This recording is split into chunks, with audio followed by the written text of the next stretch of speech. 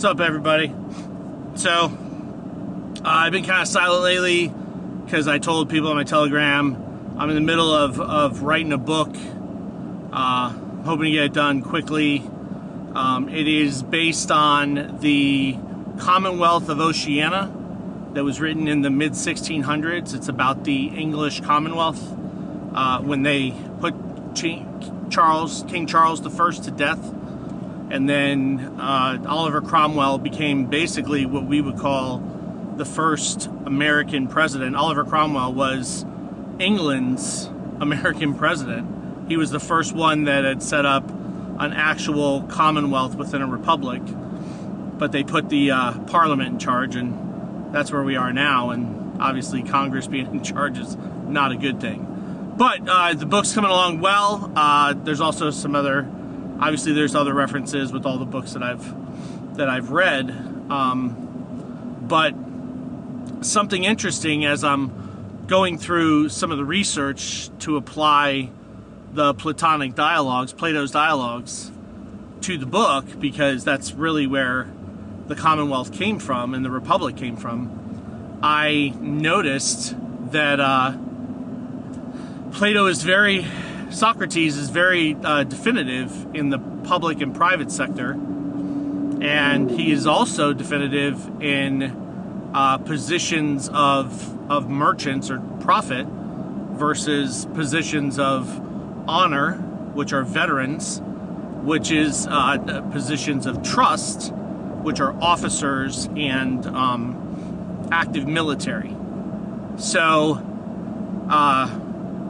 he's very distinctive, and these three types of positions are all referenced in Article 1 of the American Constitution. So the Constitution for the United States of America, which is the American Constitution, because that's who gave it.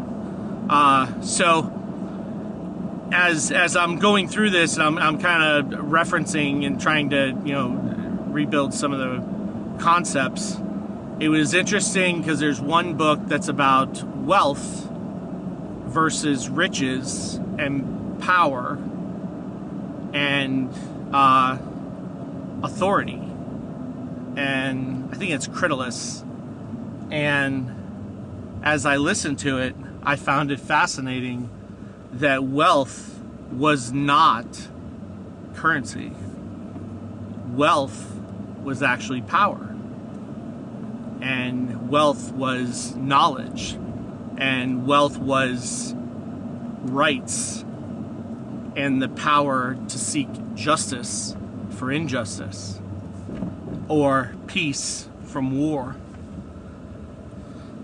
And it goes into a lot about how mankind is at war with themselves, and those who are at the most war with themselves are also at war with nature, and they are at war with all that they come in contact with because of their lower harmonical intellectual capacity, their passions overriding any form of thought or reason or intellectual reflection. They're like Dracula, vampires. They suck the life out of everything. Or parasites. Definition of parasite is something that takes whatever consumes and takes, but gives nothing in return. That's a parasite.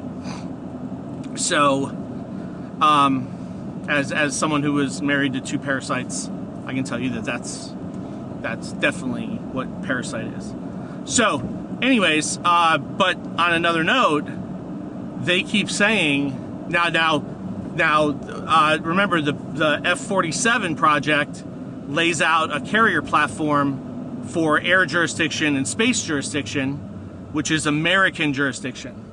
Not national jurisdiction, not general law, not equity, but actual justice and arbitration, which is, this is the jurisdiction that the veterans get to return from their abandonment back into America at the highest jurisdiction because they're under honorable condition, and the inhabitants get to move out of their corporate corporeal construct as employed or producers for their masters to workmen under the USMCA treaty and have rights at work, and where individual courts of justice and courts of arbitration are put together. Now, because the American people have never signed a treaty with a ratified treaty with with Britain or the East India Trading Company, and all the courts are civil under East India, there will have to be a peace treaty executed for the American nation. Also, their agents, which we call administrators or judicial administrators or court officers or public administrators or commissioners, those are foreign Indian agents. Unless they work for the federal government, then they're actually Western Pacific under the Federated States. So those agents actually work for the East India Trading Company, what was the East India Trading Company, and they are that's a foreign country.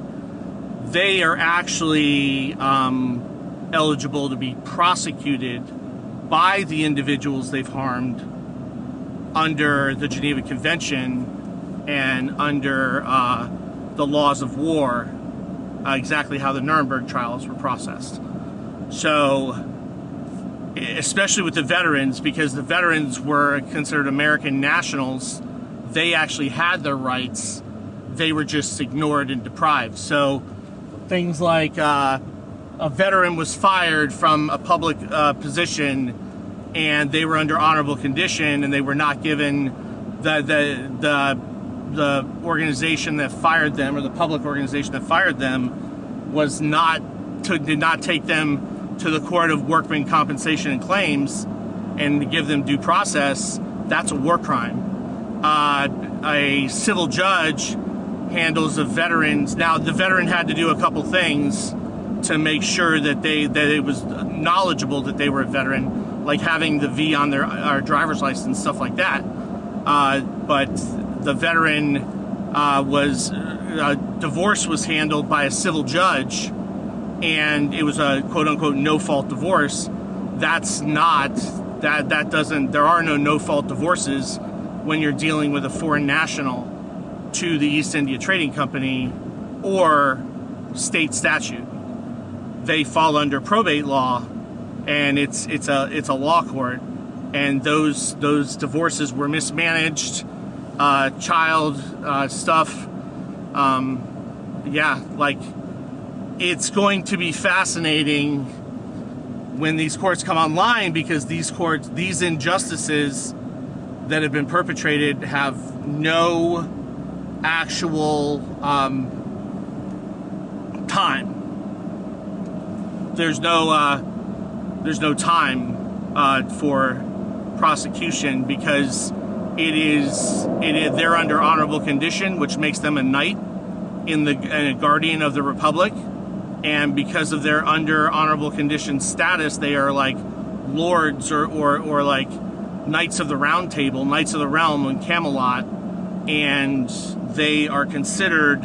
That means that those that they were married to, or those that they worked for, that they performed labor for, they had rights at law under labor. They were not slaves. They were not employed. They were workmen because of their honorable condition. So when that was ignored, those individuals, however many there were, if there were more than one, they get classified as a nefarious organization or cartel, and then they have to stand without any attorneys, without any lawyers, in front of a trial by jury. And the laws of the international law of nations and the international courts of justice, those individuals are prosecuted for war crimes. So this is going to be really fascinating as this transfer of wealth, which is transfer of power, happens. And I just wanted to share it because this is awesome. God bless. Godspeed.